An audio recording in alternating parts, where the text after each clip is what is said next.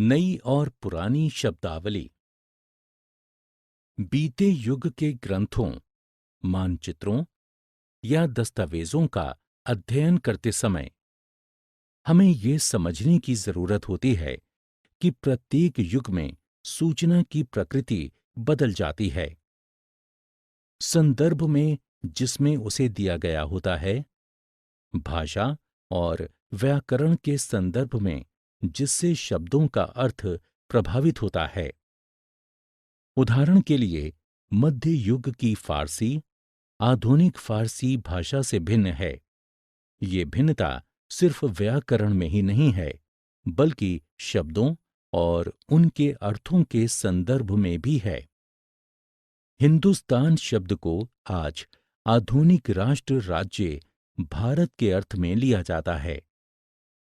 13वीं शताब्दी में भौगोलिक दृष्टि से इस शब्द का इस्तेमाल फारसी में लिखने वाले इतिहासकार मिन्हाज सिराज द्वारा पंजाब, हरियाणा के क्षेत्रों और गंगा और यमुना के बीच की भूमि के लिए किया गया था।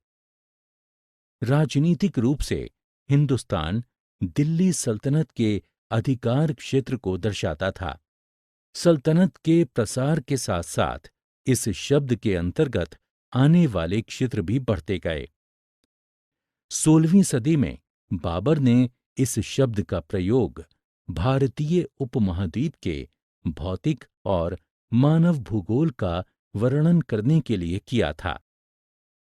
14वीं सदी में अमीर खुसरो द्वारा हिंद शब्द का प्रयोग 16वीं सदी में कुछ कुछ बाबर के वर्णन के समान था। पिछली सदियों में हिंदुस्तान नामक भौगोलिक, राजनीतिक और सांस्कृतिक इकाई आज इसी शब्द से जुड़े राजनीतिक और राष्ट्रीय विशेषताओं से भिन्न थी।